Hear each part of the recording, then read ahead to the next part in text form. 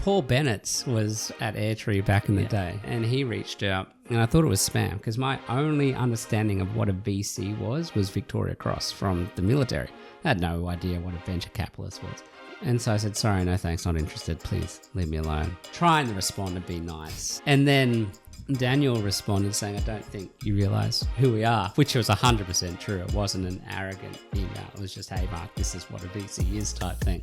And again, still unsure of this world. And Daniel's got an amazing background. But for me, in sort of 2016, I still didn't know what that meant. And to AirTree's credit and Daniel's credit, I said, if you're super keen, I'll see you tomorrow. He said, all right, I'll stop cooking dinner for my family, and off he came. Hi everyone, I'm your host Rohit Bhargava, and you are listening to episode 173 of the Startup Playbook podcast, a weekly series where I sit down with successful tech founders, investors, and operators to unpack their journey, lessons, and insights to help current and future entrepreneurs. The voice that you heard a little bit earlier was that of Mark Woodland, the co-founder and CEO of Kismet, and our guest for this episode. Mark has had a fascinating journey to date. He initially joined the military to live out his brother's dream before leaving to do admin for his mum's childcare business. That experience led him to launching Xplor Education, a childcare management platform that he grew from $0 to $40 million in annual recurring revenue within 5 years before eventually selling the business to Advent International. Mark is now back with his next company, Kismet, which helps reduce the barriers to access disability and healthcare services.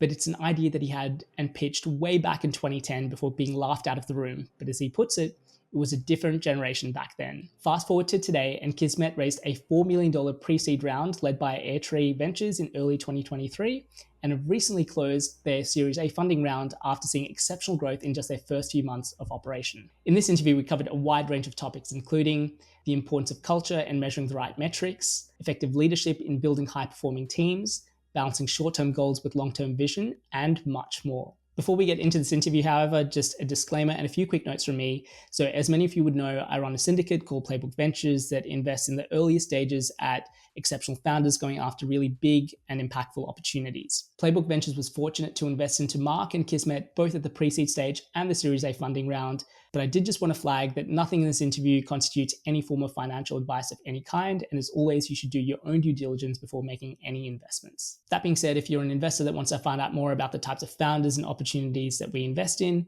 or if you're an early stage startup looking to raise your pre-seed or seed stage funding round, head over to playbookventures.com.au or reach out to me directly so that we can get in touch and organize a time to chat. And for anyone who's been following this podcast for a while would know, many years ago, I was involved with bringing a B2B SaaS accelerator program to Australia. And one of the biggest challenges for companies selling to large enterprises back then, as well as what I'm seeing in portfolio companies that we're investing in now, is how difficult, time-consuming, and expensive it is to get your SOC 2 or ISO 27001 compliance. These certifications are so important in building credibility and trust with large enterprise customers, but can be such a big distraction and operational drain for early stage startups. Thankfully, there's a tool to help with this. Vanta helps companies get and stay compliant by automating up to 90% of the workflow required for the most in-demand compliance frameworks. There are over 6,000 fast-growing companies that use Vanta to manage their risk and prove their security in real time. To watch Vanta's 3-minute demo video or to speak to a local team member, head over to vanta.com/playbook.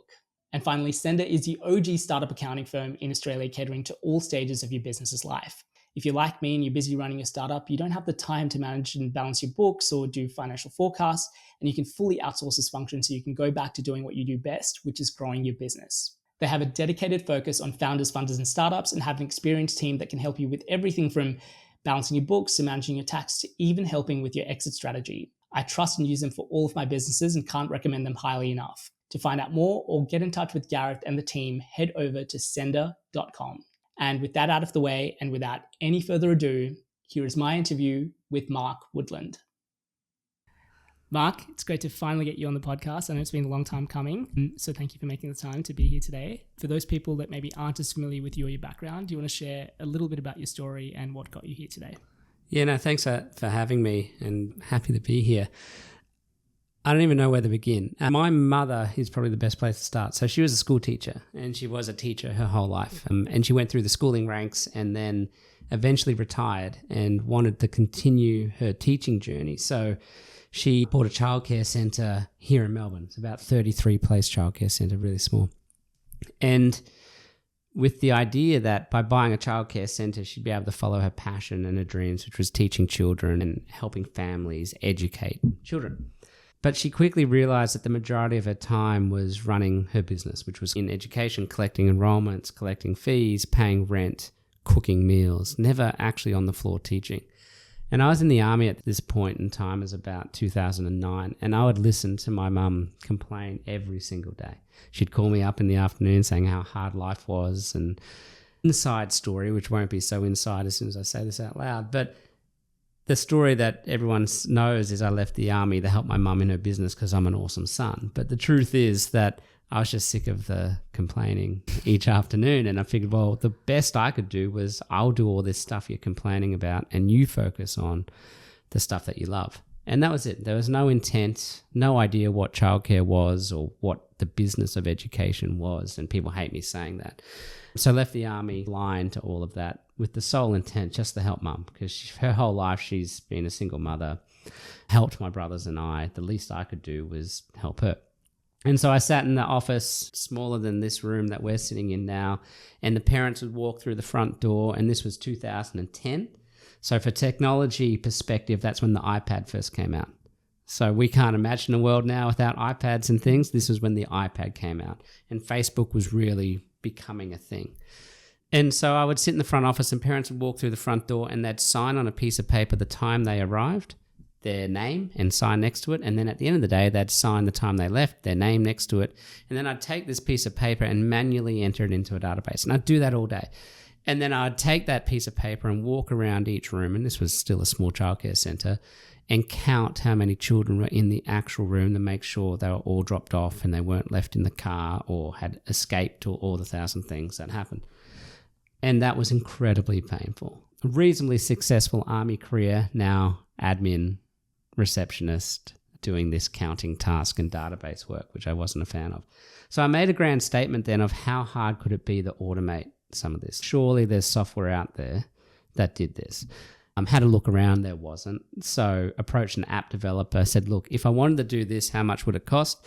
And he quoted me $5,000. In my mind, that was the same amount of money as $5 million. Didn't have any dollars to pay for $5,000. So I said, well, I can't afford that, and started teaching myself how to build websites and apps and things like that to just cobble together this solution that allowed parents to walk through the front door and it would automatically sign them in, which meant I didn't have to do it.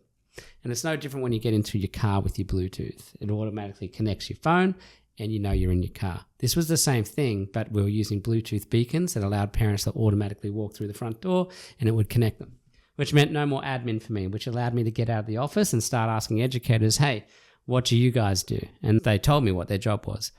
And if you cast your mind back 13 years in a childcare centre, you'd have Post-it notes all over the room, things hanging off the roof, which was their daily plan and activities.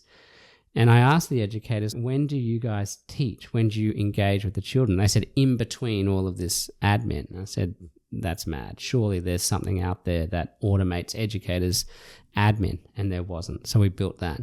And then finally, parents would call me each afternoon and say, how's little Johnny going? And being from a combat arms corps in the army, I was pretty blunt with families and would tell them often, look, harden up, go back to work, your kids are fine. I've got a 2-year-old and a 6-year-old now, so I deeply understand the pain that they're going through. But one of the key things was parents just want to connect. They just want to understand what their children are doing. They feel super guilty when they go to work that they can't be with their kids. And so we opened the app up to allow them to see what their children were doing. None of this sounds like rocket science because it's pretty normal now. But in 2010, none of this existed. And so that was the idea. And then over the years, we built childcare centres. We eventually sold the childcare centres in 2016, launched Xplor in 2016, grew the business, making it sound very easy. And then in 2020, we were acquired by private equity, so grew quite rapidly. And then for the last sort of 2.5, 3 years, I was been working with private equity, growing Xplor even bigger. And now it's second biggest in the world in terms of childcare software and education. So Australia and New Zealand, there's about 10,000 childcare centres on the platform. And you can pretty much walk down the street and you end up bumping into someone that's using Xplor. So crazy journey.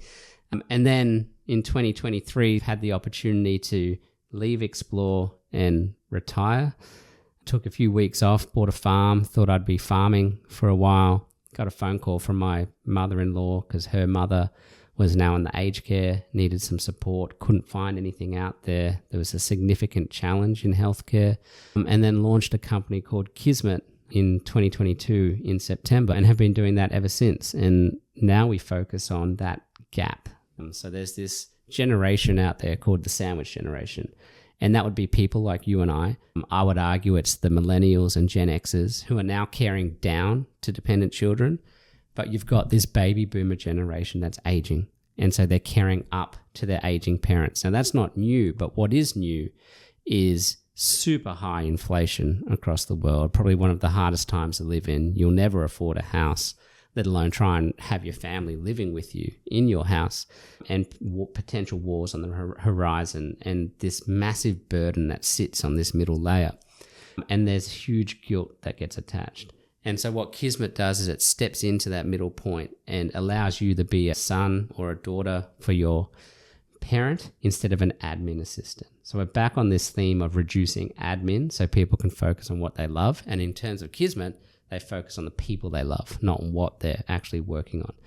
So long story, but that's how we are today. Yeah. And there's so many parts of that are interesting and that I want to sort of dive into a little bit more detail. But I think what's really interesting is one of the sort of recurring themes of things that you jumped into has been off the back of this kind of service to your family around those sort of things, which I think you said is like, well, you know, they just help me a lot. And so like, it's just the obvious thing to do. But I think for a lot of people, it actually isn't all that obvious. One thing you did mention, I hope you don't mind me mentioning this as well, is I think even your reason to join the army came off the back of your brother passing away in a car accident and you trying to fulfill his dream with going into that yourself.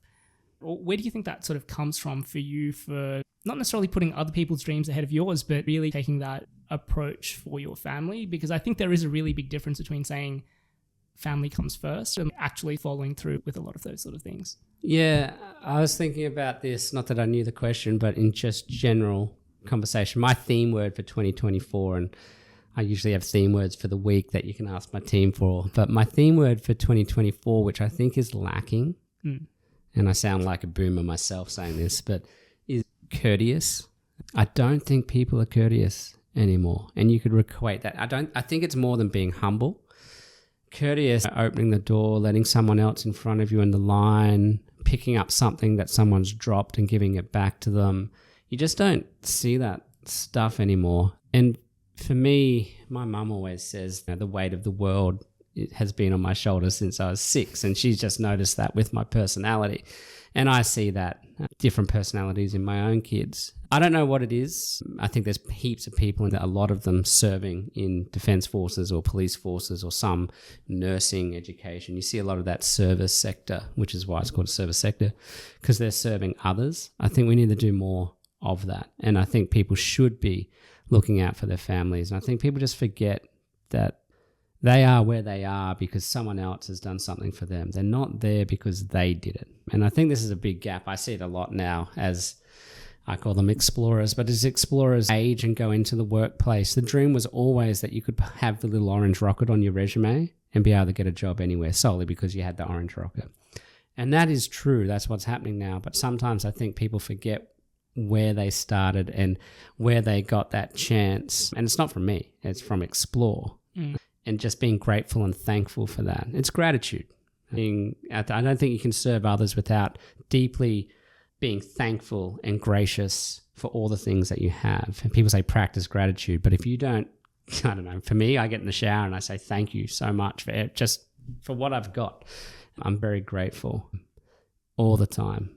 I think that's just where it comes from. I don't know is the ultimate answer. Yeah, I was about to ask, is there anything that you do to really enhance that? Like, do you think that that's something that was innate in you, that you were, in a sense, born with that sort of perspective? Do you think that's learned over time through family? Because, you know, I can also, speaking to a lot of your team, knowing some of your team quite well as well, I can see that being translated across it to them as well. So I'm curious to figure out how you capture that for yourself, but then also share that with others too. It's not, and again, it's not like I'm ungrateful. We didn't, like my mum did the best job in the world. She was a single mother. I don't know how she did it. Don't know. Because if I was a single parent, I don't know how I'd do it. Don't know. And I'm fortunate enough to have a great job and have the flexibility. My mum was a full-time teacher. I don't know how she managed it. So I don't say any of this to take away from what we had, but we didn't have a lot, but we also had more than others. So we were fine. I think that was the summary of everyone growing up in the 80s and 90s. We were fine. It is what it is. We didn't have everything. We didn't have nothing. I look at my children, and one of my biggest fears now is they're growing up in a world where they've got a lot. And so how do you teach that hunger or that resilience when you've got a lot of things that I never had? And that was the whole goal, though. And so there's this weird balance of how do you teach perseverance and resilience and strength and humbleness and gratitude when the last thing you want to do is let them ever suffer in the same way that you went through. So I think it was definitely the way I was raised. So it was 100% my mum. And just the way we grew up, there's definitely hardship. There was definitely things that I went through, that my mum went through, that my youngest brother went through with the passing of our brother. Everyone's got a story. Everyone's got some hardship, but I do believe those hardships and how you respond to that is the difference. It's a difficult question to answer. I don't really have an answer. It's just something that's always been thankful from, or always been willing to help someone if I can. And maybe shifting gears to jumping into the Xplor journey. So obviously I think early days of Xplor, the ecosystem, if you want to call it that, in VC and startups is very different to what it's like now. And I hear like your first touch point with VCs was Dan Petrie reaching out to you, which I think you thought was like some spam or something. Yeah, so Paul Bennett was at AirTree back in the day, and he reached out, and I thought it was spam because my only understanding of what a VC was Victoria Cross from the military. I had no idea what a venture capitalist was. And so I said, sorry, no thanks, not interested. Please leave me alone. Trying to respond and be nice. And then Daniel responded saying, I don't think you realize who we are, which was 100% true. It wasn't an arrogant email. It was just, hey, Mark, this is what a VC is type thing. Yeah. And again, still unsure of this world. And Daniel's got an amazing background. But for me, in sort of 2016, I still didn't know what that meant. And to AirTree's credit and Daniel's credit, I said, if you're super keen, I'll see you tomorrow. He said, all right, I'll stop cooking dinner for my family, and off he came. So ever since that moment in 2016 where we closed a round over Christmas, all my funding rounds and acquisition rounds have been Christmas, not intentionally. Even the most recent one with Kismet happened at Christmas. Yeah. And it's just been this theme that every Christmas around the 20th of December, something like this happens. So yeah, it was a really humbling experience to have Daniel come out, meet Craig and the AirTree team, went to their office. At then, it was only 4 of them. Yeah. Walked into their office and Daniel's standing at the windowsill on his stand-up desk. Craig's in that corner. Helen's over there. So it was a really small team. And now AirTree, you go to the offices and they're huge. Yeah. And still same sort of culture, great team, great people, but just 20 times the size. Daniel did tell me that you turned up to the meeting in a supercar. Yeah, I picked them up from the airport in my Lamborghini at the time. So amazing. One thing that so I did speak to Dan for this interview, and one thing that he mentioned was that when they were reaching out to you for Xplor, there were other competitors in the space. Yeah. I think he mentioned you had about 5 childcare centers at the time. The largest incumbent had over 100, and I guess this is a question that everyone gets asked a lot of the time, especially when they're going for their very first round of funding. Don't necessarily have the data points and things like that there. The question of how are you going to win this market? And he said that you had a very compelling answer to that.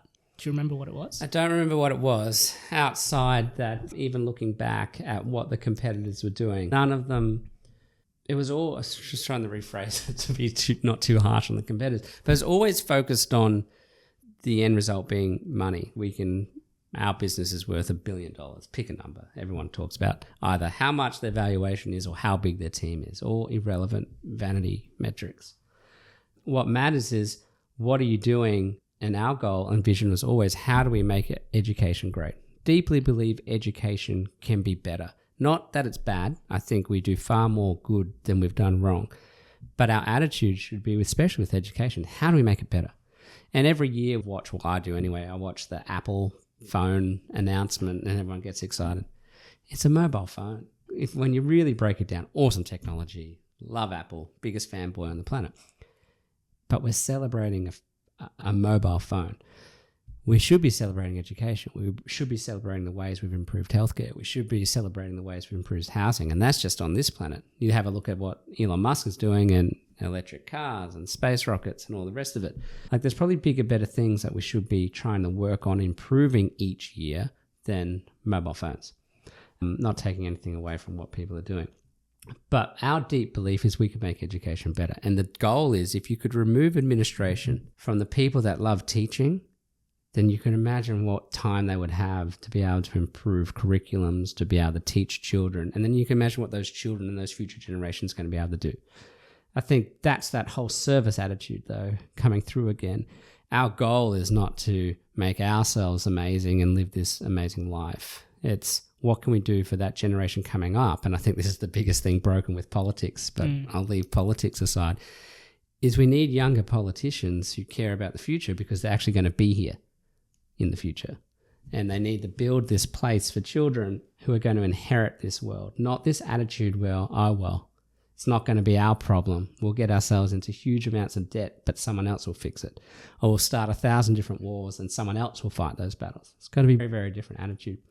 So that was our attitude for education. How do we improve it? Our goal was never to be $1 billion. Our goal was to make education great, and it's still the vision to this day. How do you remove administration so teachers and parents can focus on learning? That's the mission. And I think that is the biggest driver and the biggest difference between us and anyone else playing in the education space. Xplor deeply cares about that. And what were some of the big differences? Obviously, you came from a background of building childcare businesses with your mum and really sort of understood the industry and the pain points and the problems, but fundamentally building a tech or a product business is very different to that. I spoke to Stefan on your team as well, who I think he was one of the first four people. Yeah, it's debatable, but yes, we'll say yep. He also did mention that you actually were going to reject him. Yes, there's a whole story there. What were some of the kind of lessons for you from those sort of things, or even in hindsight, things that you wish that you had known in that sort of pivot and switch from running more traditional childcare businesses to a tech startup? Yeah, there's two things. There's lots of lessons learned in the way of leadership that I wish I never did. And you can talk to Stefan and what first days of Xplor were like compared to now. And I'm very embarrassed by it. But I don't think there's a difference between running a good business. It doesn't matter if it's a childcare business or a technology business. I think business is business. I think the difference happens in startup world where it's accelerated. Where a traditional childcare business in this example might build over 10 years, where a great tech business could do that same thing in 2 or 3. So I think it's just the condensed time frame that comes all of the pressure and the challenges compared to doing something over time. I think what we've learned over 2023 and going into 2024 is sustainability or sustainable businesses. It really matters. What is your pathway to profitability? Are you good custodians of other people's money?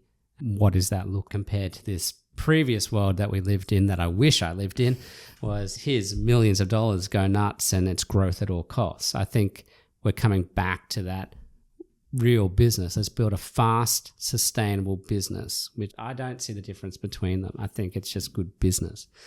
I think what people miss is you get crazy valuations and all these magical things. I think what needs to happen is founders and the teams need to improve. Let's say you get a 10x valuation. You and your team need to improve 10x as well. So your business doesn't outgrow you. And we always forget about that. And that's where these gaps start happening. You've got these founders that aren't scaling with their business. And that's when you get all these crazy things that happen out there and you get this startup, whatever happens. Great TV shows out there if you want to watch some. I just don't think they scale with the business. And I think that's the sustainability. And I tell that to my team all the time. Cool, we've just closed a raise. We all need now to 5x because that's the only way we keep up with Kismet or Xplor in the past. So I think that's the difference. A business, you've got more opportunity to grow with it. A startup, you yourself have to scale just as fast as it does. Yeah. So many different directions that I want to go into, but maybe just talking a little bit about that kind of scaling for Xplor specifically and the decision to exit, having that kind of opportunity on a personal level, as you're investing so much into the company or have put in so much of your own time, effort, energy, resources, all those sort of things into it. What does that decision look like for you? Was that an easy one at the time to go, yep, this is a better path for us to do what we want to do, or yep, I just need a break from the intensity of the life and death decision making around those sort of things? Or what was that process like? I think it's all of it, which is a really bad answer. But there's an element where you need to do something different, because Xplor, in my case, is a monster. It's this incredible company with 2,500 people, really monster. That's a different type of person to grow that and to build that than what I might be. So that's an element. In my other mind, maybe I could spend some time with my family now. I had at that point in time, I had a young son. He's 2 now, but he was probably less than 1 at that point in time. My daughter is pretty much aged with Xplor. So she was born when Xplor was founded. So she's lived that life from day one. And there's a lot of missed moments during that period, all with this intent to build this world for them. But I'm sure there'll be a lot of people that question that looking back. So there's all of these elements. But then, and we were talking about it before the podcast, there's this element of, are you a builder? Can you sit still and retire and drive tractors? I think I can. I haven't done that yet. But there's always this passion to build something from nothing. And it's not just a company. Well, I guess it's a company. It's not just a product, but it's a culture. It's a team. I get a lot of joy watching a team being built. From nothing, you've got now all of a sudden these sort of 12 people doing these crazy things.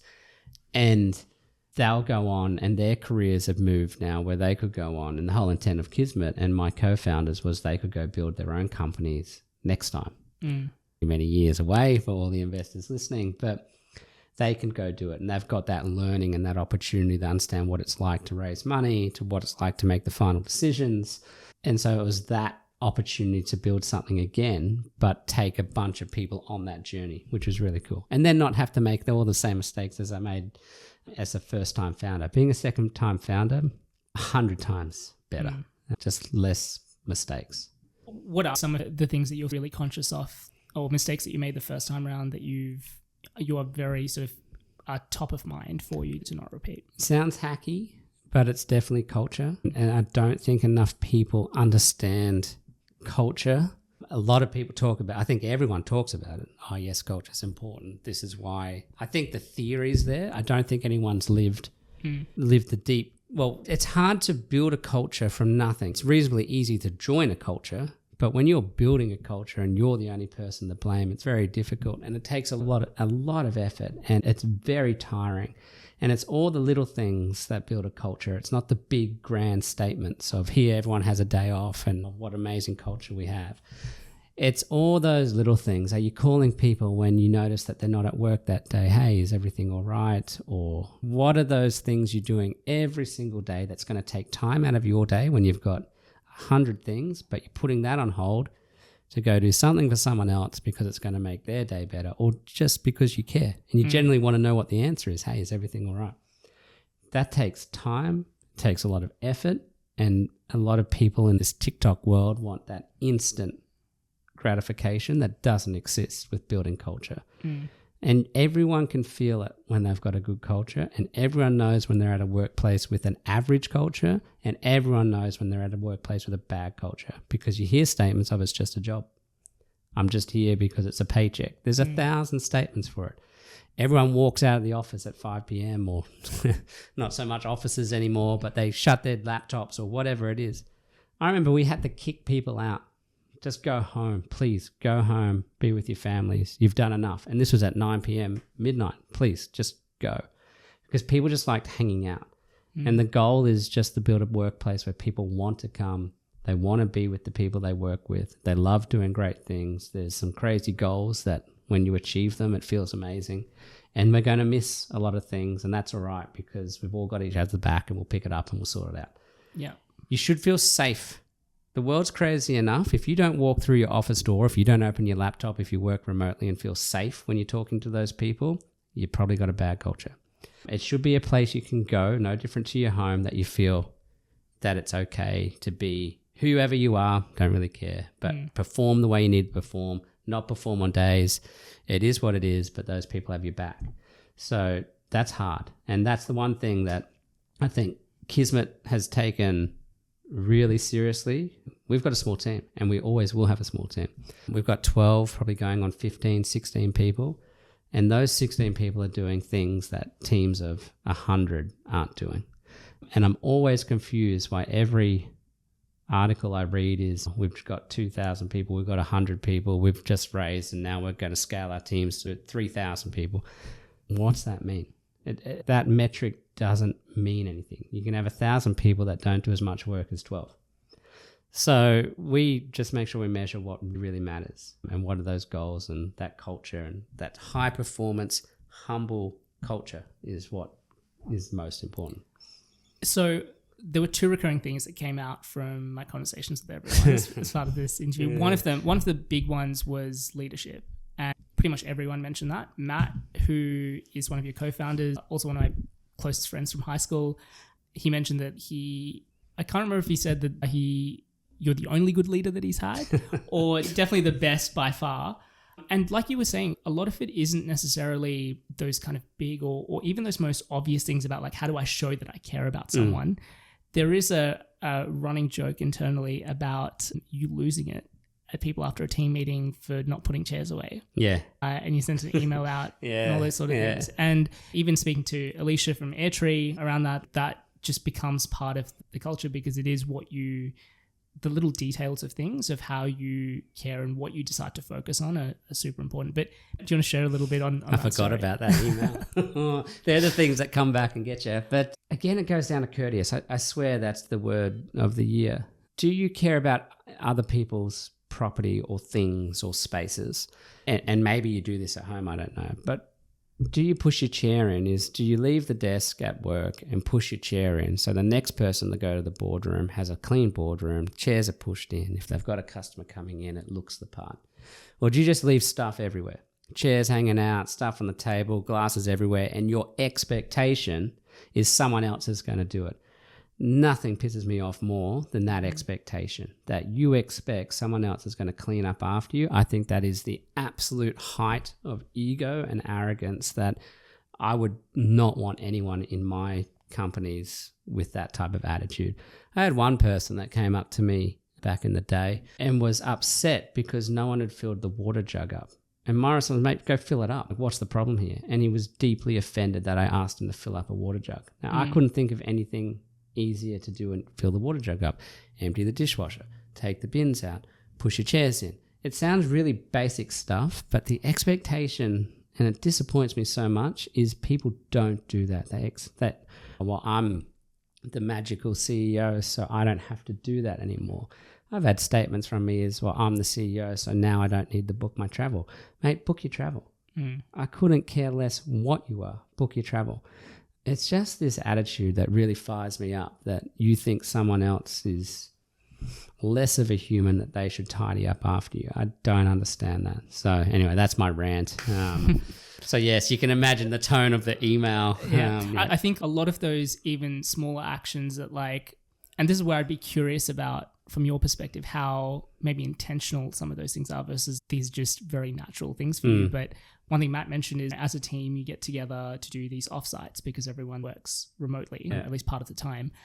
And he said that one of the things that you always do is you will always pick the worst room in the thing so that no one else will have to avoid it or, just make it awkward for anyone else. How much of those things are very conscious things of you being that leader, intentionally setting the standard and expectation for everyone else in living those values, versus that's just, it's not really conscious thought and you just do it because it's just you? I think it's both, because there's nothing more that I would like to a nice room that's got its own bathroom and things after you've just got off a plane, you put your bags down and you don't have to go live in a cupboard. It's definitely conscious because I know I'm doing it, but there's no thought involved. It's conscious in the point where I'm looking for the crappiest room so no one else has to get it.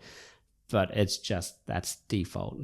I'm automatically, quickly, subtly looking. I'm not making a big statement of it. I'm just walking down the hallway, quickly looking in each room to make sure, that's a single bed, I'll take that. So it's a bit of both, but I think it's this military concept. And Simon Sinek does it the best, but he didn't do it. It was a military thing long before Simon Sinek. It was this leaders eat last concept, where in a mess in the military, you'll line up for food, and the most junior ranks will go first and the most senior ranks will go at the back. And if the senior ranks finally get to the front of the line and there's no food left, there's no complaining. They'll just go. And what usually happens is everyone else just shares food with them and everyone looks after each other. But there's no expectation. There is conscious thought. You'll see a digger line up behind you and say, hey, mate, jump in front of me. Come on, what are you doing? So there's conscious thought, but it is natural. And I think a lot of that leaders eat last stuff, that servant attitude comes through. Consciously, unconsciously, it just happens. So it happened today. We just booked our offsite. And then they said, oh, there's a single bedroom. I said, yeah, I'll have that. So a single bed in a bedroom. It's 2 minutes walk from the main house. So yeah, all right, I'll have that. Put my name down. Yeah. And so everyone else will be in the main house. But it's fine. I think that's, for me, expectation. That's what a leader should do. Mm. And if you're not doing that, and if you're claiming the best room and the hottest food and the coldest drinks, pick a scenario, then you're failing. It's not right. One other thing with Matt, so when I was speaking to him, it reminded me of a conversation that I had with him years ago when he was just about to join up with Xplor for the first time. And for context, Matt and I have known each other since grade 7 in high school. One of the best developers that I know.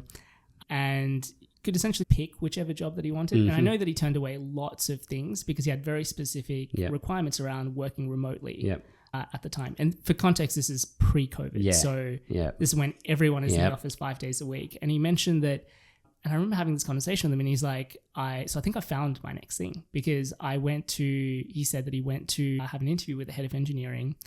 Interview went great, loved the company, but said, I want to work remotely. And they said, sorry, we don't do that. You have to be in 5 days. And he's like, no worries. Not for me. I move on. And then he said, and I think it was the first time you'd spoken to him and you said, what's the issue? And he told you, and you suddenly switched from not having this policy at all to having that policy in place because, as you said, it's more about the work being done versus specifically what happened. I think Matt said that this was actually just 2 months before everyone went into lockdown anyway, so you guys jumped the gun. Such a good story, though, because I remember the conversation deeply. First of all, on the policy thing.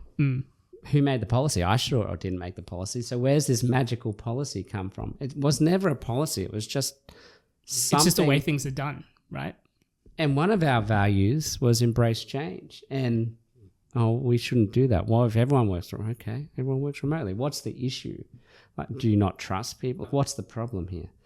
No, and I'm not an advocate for remote work. I am not. I'd prefer everyone to be together, working together, because my job, I can communicate easier. It's easier for me when everyone's here because I can talk to people. It just happens to be a bit more effort now because I have to physically call people and take time out of my day. That's the life of leadership. But this was, I had Caitlin, who was our head of people and culture at that time, come up to me and said, we need Matt. He's amazing. I said, yeah, I know. So fix it. No more. If you want to work remotely, work remotely. And then, COVID happened. It was an irrelevant conversation, which just proved the point. The policy was dumb, didn't need to exist. No one knew why it existed. It didn't actually exist. It was just an excuse to do something or not to do something different. And that was it. And we happened to get the best engineer on the planet. Yeah, it's pretty good. Speaking of change, I know one of the things that I imagine from quite an early age that you set as a goal or a target for yourself was retiring by the time you were 40. Yeah. And you achieved that. Clearly you have a supercar as well. But, and I think you referenced this earlier, that kind of lasted just a couple of weeks. What was the shift for you? Or what was that time period? And again, I think, we were speaking about this. It actually didn't come from a place of you not being bored or you not actually wanting it. It was something else. Yeah, it was my mother-in-law saying she needs help with her mother. Okay, well, maybe we could solve this problem. And it was a bit of digging. Again, surely, there's software that exists to solve this massive challenge of healthcare administration. Again, admin, the key theme. We've got all this admin that stops people from doing what they love. And admin's for the right reason, but technology is pretty good at reducing admin, so let's use it for that. And it was jumping it back in again solely because someone else needed help. I tried to avoid it. I did ask everyone, are you sure you want to do this? I'm not sure if this is a good idea, but hey. But in fairness, I've been pitching this healthcare idea as Kismet before Xplor. It just happened that when I pitched it for the first time, it was a different generation in aged care. It was my grandparents who weren't ready for technology. It was before the iPad. It was before technology. And so we've just been waiting. And we've waited 13 years for this. And now is the time. Everything's aligned. Aging populations, tough living conditions, all terrible things that have aligned. But a real solution needs to step in to help those families that are now having the care up and down, and to reduce that burden, make healthcare more accessible by making it more affordable, making it easier to find the healthcare you need, and all whilst utilizing existing systems that you might have, like your own insurance. So it was jumping back in again to help my mother-in-law this time, through her to help her mother who's on the aged care plan. And everyone speaks about the importance of timing with things, and you just mentioned that. I think you first pitched the idea around Kismet, which has been your baby for the last 13 years, at a conference in Canberra. And from what I understand, what a few people have mentioned, I think you've mentioned this as well, that you were laughed off stage at that point. What, I guess, clearly it is based on how well Kismet is doing. Clearly it is the right thing in the right future, but in 2010, not the right time. How do you distill that and recognize that maybe you needed to move to childcare versus persevering with that particular approach with what Kismet is now? For me, it was reasonably easy because I got 3 things that I think need fixing, which is, and not fixing because people have done bad jobs, just improving or making better, which is education, healthcare, and housing. So I always had 3 things to swap between. And education just happened to be the first one off the rank because the time was right. Education was 10 years ahead of healthcare. Sounds mad, but I always thought healthcare was ahead of education, but healthcare needs significant improvement. It's miles behind in terms of the ways we live currently, the ways we engage with technology. Healthcare is nowhere near that. And education is getting far better. And it's far better than what it was 10 years ago. Housing, we're nowhere near it. And we discussed this before the podcast, just the way we live, the way we engage with our families, the remoteness, the size of our properties, and the waste that goes on about housing one family is mad. And then the way we commute and the way we engage with it's just crazy. That's a whole separate conversation. But yeah, I just chose education because, one, it was circumstances. My mum had bought a childcare centre. I was helping her out, so I was deeply ingrained in education. I wasn't in healthcare. I was still pursuing aged care, but I was happy to put that on the sidelines. I honestly put it on the sidelines thinking I'd never come back to it. That was it. They don't want it. Education's going to be my thing. It just turned out the way the world worked is now I get to come back to it with all this experience and lessons learned. And it turns out without that experience and lessons learned, it probably wouldn't be able to tackle healthcare the way we're tackling it now. We probably would have made too many mistakes like we did early days of Xplor. So again, Kismet, the literal meaning of Kismet, destiny and fate, I think it's just turned out to timing, luck, hard work, perseverance, everything coming together. And here we are. And maybe one of the big changes between Xplor and Kismet is that in Xplor you were a solo founder at that time. Kismet, there's 5 of you, which is a big founding team. Yeah. And even I remember when we first met, so that was end of 22. Yeah. I think just in the very early days of Kismet. So again, the story behind that is Matt being the amazing developer he was. I was looking for someone for my startup at that time. And Matt was like one of the first people coming into mind. I'm like, Matt, let's catch up. I need to tell you something.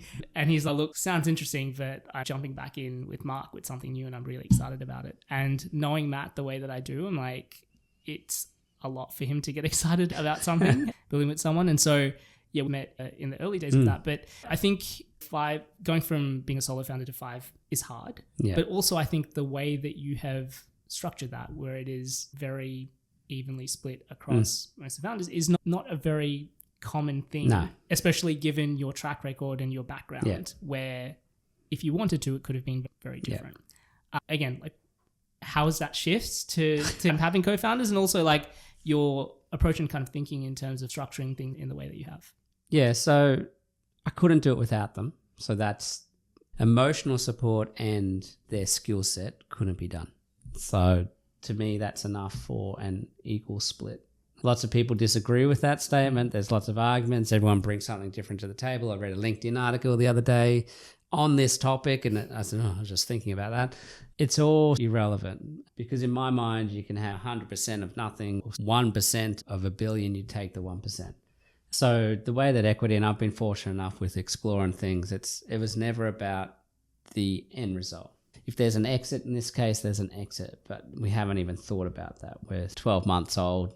We're about to celebrate our 12 months. So equal split is equal split. It is what it is. And also the intent was for, I guess you could call me a lead founder in this example. The rest of the co-found was for them to develop their skills so they could ultimately build their own one day.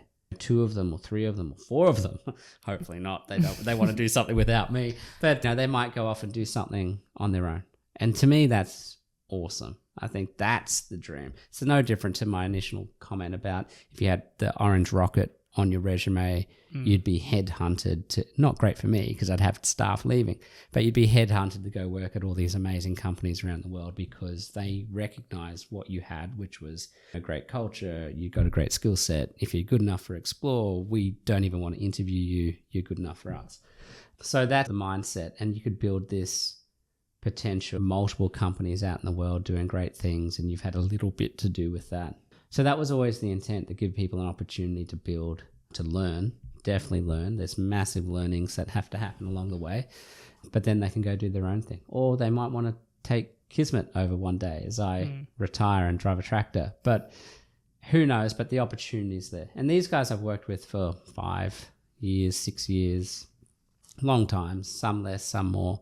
But they're great human beings, and none of it would be possible without all of us combined, which I think is the truth of it. I think your point in terms of creating that environment as well is going to keep the right people there because they're getting what they want out of it. It's not just a job or an opportunity or all of those sort of things. It's getting to do amazing work with great people around them. Yeah. And winning.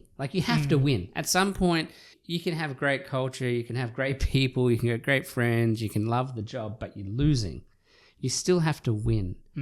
And I think they're all the pieces. I also believe you have to lose as a team and work through that and come out of it and then move on to the next thing and win again.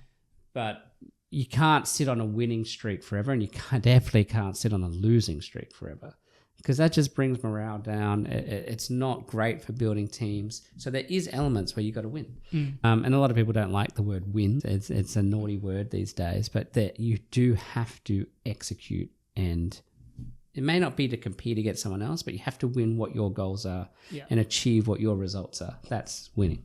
Yeah, and disclaimer, Playbook Ventures was an investor in the pre-seed round, and we've also followed on into your Series A. And thank you. I absolutely love what you guys are doing, and just the progress you guys have made in a year is absolutely incredible. And seeing that kind of winning attitude, I feel is, like you said, kind of team performance.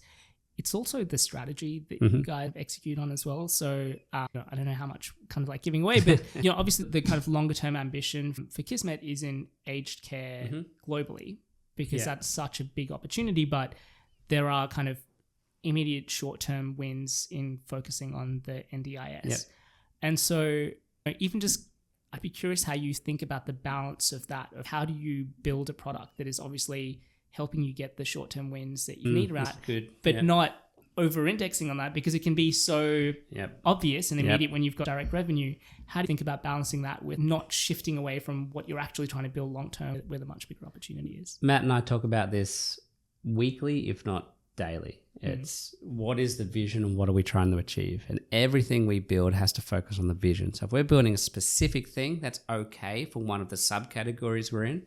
But if we're building a product that can't be utilized across the vision, which is making healthcare more accessible, so making it more affordable, cheaper, and making it more accessible in terms of being able to book faster, that can fit across a lot of multiple subcategories. We could get very lost in the NDIS because it's such a huge sector, such huge opportunity in terms of improving people's lives and all the outcomes and the fraud and all the mess that sits there.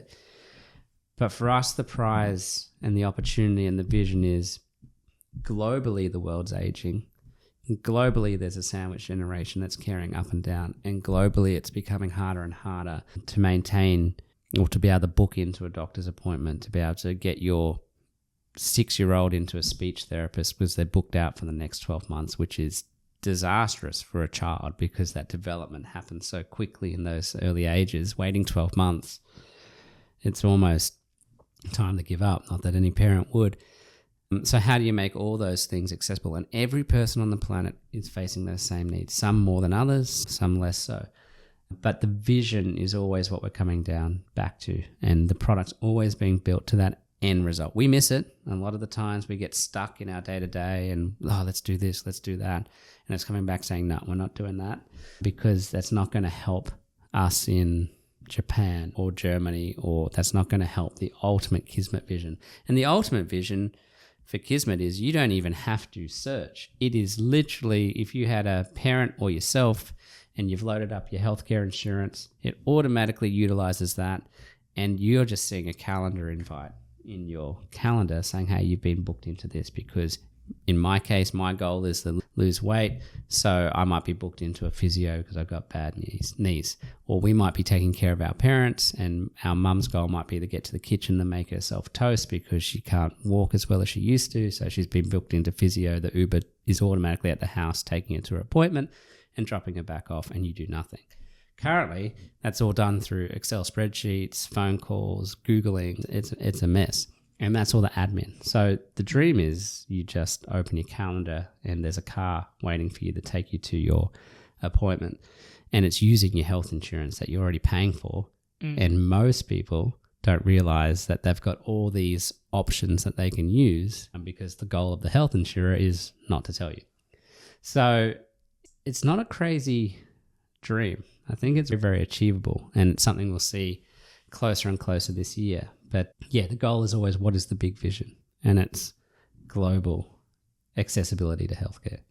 So that was the second point that came up as a recurring theme in like everyone that I spoke to. First one was leadership. Second one was just your product vision around this and how crystal clear it is, even 13 years ago, in terms of what you wanted to build, and it just not being the right time, but being able to do that. Again, for any founders that are listening to this, are there practices or habits that you have in making that clearer or more defined for yourself, or at the top of mind when you're making decisions, or even, like you mentioned, speak to Matt on a weekly or a daily basis around that? Anything that you do with your team to make sure that it doesn't just sit with you, but it's with everyone in terms of how they're making decisions? Yeah, and I don't do it enough, and I will now. After I said it out loud, I'll do it better. It's that communication. It's that constant reminder of, hey guys, even though you said it 30 seconds ago, this is what we're doing. This is why I'm trying to achieve it. And just telling people 100 times, and then all of a sudden they start saying it. And that's when you know, they've listened. And that's really frustrating. I find it frustrating because in my mind, it's really clear. The challenge I have is it's so clear that sometimes I forget that I haven't said it out loud. In my mind, I know exactly what we need to do, how to get there, not how to build it or anything, but you can see this world that exists, and it's no different to you open Uber or Airbnb to book a car or a hotel, you're opening Kismet to book healthcare. That's pretty obvious to me. But when I go to raise money and I realize, these people have no idea what I'm talking about because I've never said it out loud, that's when you get that realization of, I haven't said it enough. I need to say this more and more. And then you see people say, oh yeah, that makes sense. And they get behind it. So I think it's just that communication and that constant reminder, and that's it. And I don't do it enough. But hopefully from the people you've spoken to, it's starting to become a bit more clearer. Yeah, it's pretty much what, like I said, everyone mentioned that. It's just like from the first meeting with you, it is very clear. One thing Stefan mentioned was sometimes you make people feel that they've already achieved it without you even making a start on it. It's that clear and that obvious, and paint that sort of picture for them. Again, is that a skill set that you've always had? Is there kind of work that you've done to develop that, or particular things that you make sure that you get across when you're communicating, whether that's to your team or to investors? Yeah, I think it's similar to culture. And I wrote this in a LinkedIn thing the other day. I'm trying to get better at social media. Is you can't fake it. It's like culture. You can say all the right things and you can talk a lot of nonsense, but you can almost smell it on someone if they're faking culture. You know they're not living it. You see it and they're just standing up talking nonsense. It's the same thing for a vision and a product. If you don't believe in it and you're just saying it because you think that's a good product roadmap, or because that's what you would be taught at design school or product manager school, if there's such a thing, that this is a roadmap and this is what we believe in and the roadmap's gold and all the rest of it. If you don't believe it, no one else does. And I think that's the difference between painting a picture. If you genuinely believe it and you can explain how it's going to improve the lives of others and why you're doing it, not because it's going to make us 100K MRR next month, it's a big difference selling that dream. I just rewatched We Crashed for the 60th time the other day. But there's a great scene where, not that Adam Newman getting kicked out was great, but there's a scene where the new guy in the show takes over and he stands up and gives a big speech, and I quite like the actor. And he says something along the lines of, we're a co-working space. How could you possibly think you were going to go change the world and increase people's consciousness? And he brought them back down to reality. But it's that painting the picture of that product vision of what are you trying to build and what are you trying to achieve. I think WeWork did that really well with Adam Newman on board. They built a brand and people believed it, but the reality was it was a co-working space. But what I think we're doing is we do want to make healthcare more accessible. We want to make education great. They're things people can get behind, and I think that's going to live long after we all disappear off this planet. People should still be striving for those things, improving education and improving healthcare and eventually housing. It's a tricky balance between pushing people enough with things and being too lax. And again, one of the things that Stefan mentioned was...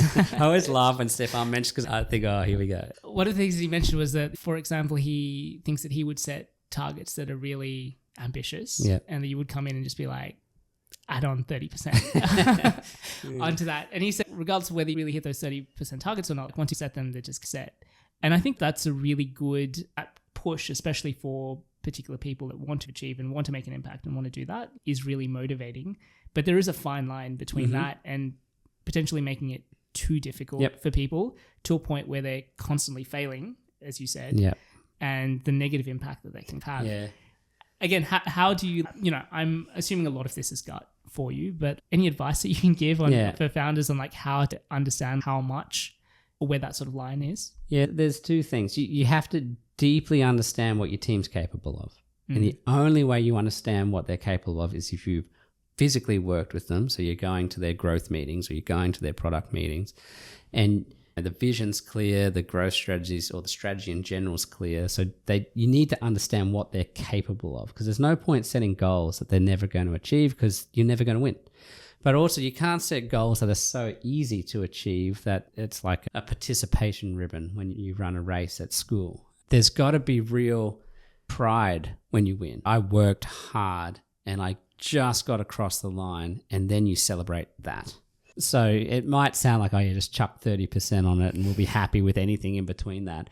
But the team could do that, genuinely know. And they could achieve it. You probably know that they could achieve 40%, but 30% is going to be hard and 40% is probably unachievable, but there's probably a 50-50 chance you're going to get there. We'll take the 100% chance. We'll give them the win. It's still going to be hard. So it's still knowing your teams and how hard you can push, and also knowing that every job something about, that you can jump on the phones and make a sales call, you can go to an event and sit at the table and talk to someone about the product, or whatever it is, you can do all of that work as well. And you might have to, given we're such a small team, everyone has to jump in. But yeah, I would just say you need to know your team on how far you can push. Early days, your original question of things that I shouldn't have done, is I just push people to absolute unachievable limits. They achieved it, but it definitely broke. Yeah, there's huge cost. And that was at the expense of people. So it's just balancing that and knowing when to push and when to pare back and getting to know your team. Small teams, much easier. Yeah, and maybe like an interesting part of that would be, you mentioned Kismet will always be a small team, or your strong preference to building small teams versus really large teams. And I imagine that you would get very involved with the hiring process. Yeah. For people, especially with a smaller team, you can innately sort of understand them and spend more time with them and understand them and be able to do those sort of things. Was that really hard at Xplor when because you had more than 120 people? So we got to 150 before acquired, and then we went to 2,500. Yeah. The first 150 I met, and with Caitlin, who was our head of people culture, we made it a very conscious decision that I would meet the first 150. So every interview. And my only job in those interviews was tell people what Xplor was really like. No nonsense. I'm going to be difficult. These are the expectations. It's going to be hard. It's going to be rewarding. The office is loud. There's crazy goals. This is what we're trying to achieve. So when they did start, there was no shock. Because you don't want to be, and then I would meet with them 2 weeks after they started, and the conversation was, did everything I say in the interview, is that true? Did I lie to you at all during that process? Is anything I said untrue? And usually they'd say, oh, it's far better than what you said. I say, good, I'll take that. Fine, not a problem. And it's not that I was trying to scare people away. I was trying to give them that they made the decision to join. They had all the information they possibly needed to make that call, and they made the right call. And so that was the process. And we do that at Kismet as well. Here's the culture. This is what we believe in. This is the expectation. It's a small team. There's no hiding. We're going to work really hard, and these are the values that we believe in. And if you don't believe in the values, it's not a problem. You just don't start here, because they're not going to change. That's what they are. That's what we believe in. And this is how we're going to execute. And not everyone will join. And that's fine, because it isn't for everyone. And there's going to be better places for others. They'll find places that they love. And that's awesome. We're looking for people with these sort of values. And I think it's important for people to be able to filter themselves out through that process as well, for you as much as it is for them with those sort of things as well. Because the moment you get someone to start the whole onboarding process, them going through a period and going, wait a second, this isn't what I was that what I promised or what I thought, and they'll ultimately make that decision at some point when they're like lose hope, or you realize those sort of things, and then you've lost all this time and you have to go through that process again. I think sometimes companies can get really scared, because it is, you want to hire someone and you want to hire someone quickly, but it actually slows down the process massively in terms of output and results if you're just trying to cut corners in that part of the process, because you can't hide the culture. No, you can't hide the culture, and you can't hide in a really small team. There's just nowhere to hide. Everyone's talking to everyone. But yeah, you just can't hide. So it's good like that. Yeah. Mark, first of all, we're super grateful. I'm super grateful to have been part of the journey with you and with Kismet from the pre-seed stage. And as I said, getting to see the inside track of how quickly you guys have moved, the progress and everything that you're doing. But I think more importantly, on top of that, the impact that you guys are making as well, and all of the users and people who use the product, and even just the type of person that you are as well. And I think one of the most fun parts of these interviews is getting to the research part of the process. And I wish that I could share some of those, those things with you. But no, it's absolutely incredible. Thank you for letting me and Playbook Ventures be part of the journey, and obviously for coming onto the podcast and sharing a ton of your insights, because I think a lot of the founders listening to this will get a ton out of it. So thanks for making the time. No, thanks for having me, and thanks for all your support as well. It's been really cool. Awesome. So I appreciate it. As always. Appreciate it, Mark. For anyone that's listening that wants to find out more, say hello, or find out more about Kismet, what's the best way for them to do that? We're on X a lot, formerly Twitter. I think that's how you pronounce it now. Social media is LinkedIn, either as Kismet or myself directly, either or. Yeah. Make sure all of those links are in the show notes. Mark, once again, good. Thanks for coming on. Thank you. Cheers. Thanks. Thanks for listening to episode 173 of the Startup Playbook podcast. As always, full show notes from this interview will be available at startupplaybook.co. I'll be back next week with another episode, but in the meantime, if you enjoyed this interview, please don't forget to like, share, and subscribe. As always, thank you for tuning in, and I'll see you next week.